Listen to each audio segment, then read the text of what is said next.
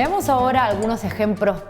para ilustrar todo lo que acabamos de comentar. Y vamos a ver 3 ejemplos que elegí. Hay muchos más, los animo también a ustedes a buscar y analizar diferentes ejemplos que quizás no en su conjunto, pero en algunos espacios realmente estén innovando y estén llevando a cabo esta transformación digital. Pero creo que son algunos ejemplos interesantes para ilustrar cómo esto se puede llevar a cabo en diferentes niveles de gobierno.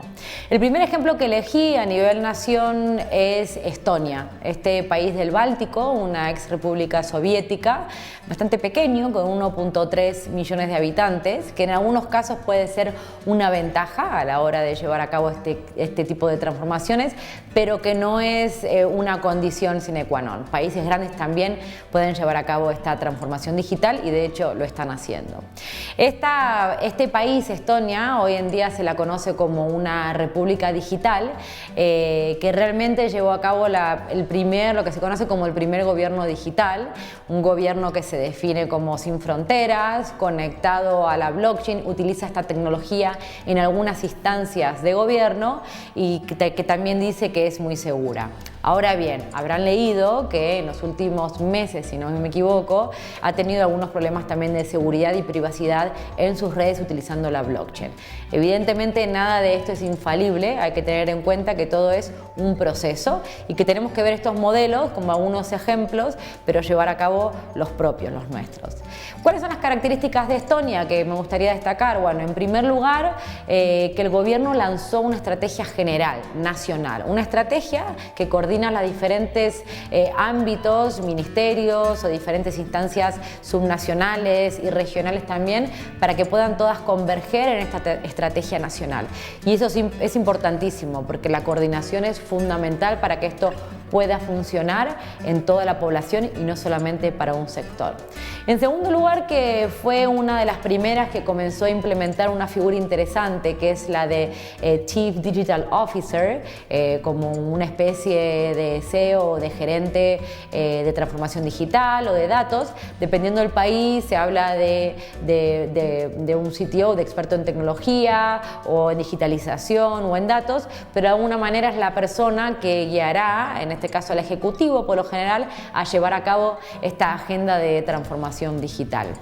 En tercer lugar, que se enfocó muchísimo en utilizar esta nueva plataforma para integrar todos los servicios públicos, es decir, que la ciudadanía pudiera acceder o pudiera relacionarse con el gobierno a través de una plataforma digital segura, con una identificación digital única, como nuestro DNI, para poder llevar a cabo diferentes transacciones de una sola vez, sin tener que repetir los datos o compartir los datos en múltiples instancias, sino unificando y facilitando esta relación con el gobierno en el día a día. Y en tercer lugar también algo que se destaca bastante de Estonia, que es más o menos controversial, dependiendo de cómo se analice, puede ser algo bueno o no tan bueno, que estableció lo que llamó una residencia digital o e-residency, con la oportunidad de que personas que no residieran en Estonia pudieran acceder a un DNI,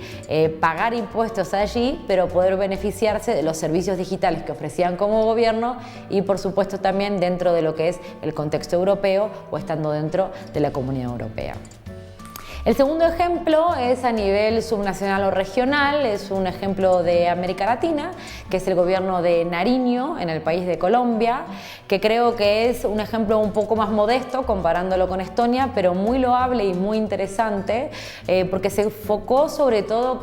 en la colaboración con la ciudadanía para poder llevar a cabo esta transformación digital. De alguna manera, los 3 ejes de cambio del gobierno de Nariño fueron un gobierno abierto, que fuera más transparente y que estuviera en contacto con la ciudadanía de manera directa, enfocarlo también esta transformación en una innovación social, es decir, cómo todos estos cambios podían mejorar la vida, sobre todo de aquellas personas que estaban más retrasadas o menos beneficiadas dentro del conjunto de la sociedad. Y en tercer lugar, teniendo en cuenta una economía colaborativa. Y ahora sí, hablando de economía colaborativa, trayendo a los diferentes productores o agentes de producción de la región, no tanto como economía agregativa, pero realmente conectando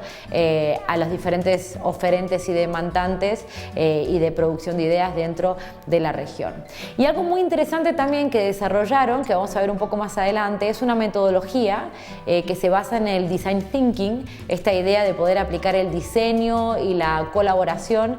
para poder diseñar políticas públicas, que se llama el método Feeling, que además es muy bonito porque se inspira en el Principito para poder guiar a la persona en los pasos de co-creación, identificación de problemas o prototipado, en donde el foco principal es la empatía, es decir, ponerse en los pies, en este caso de los y las ciudadanas,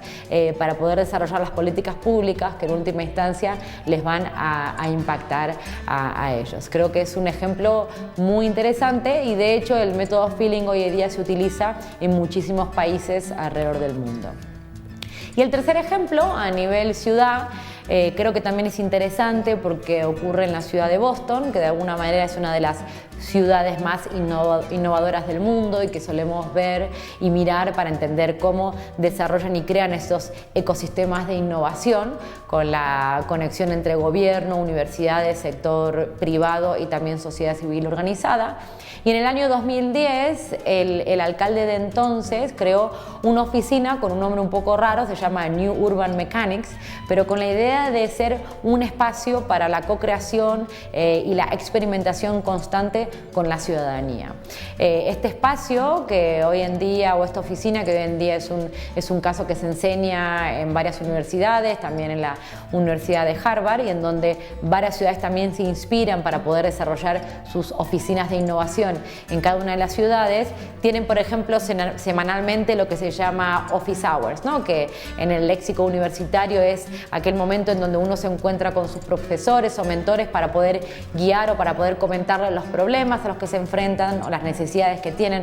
Bueno, estas office hours las hacen semanalmente con la ciudadanía para poder entender de manera diaria cuáles son los problemas a los que se enfrentan y cuáles son aquellas posibles soluciones que en muchos casos vienen de la sociedad civil o de la universidad o de la empresa y no siempre del sector público. Es la co-creación y la conexión entre todos estos ámbitos que van a dar un mejor resultado.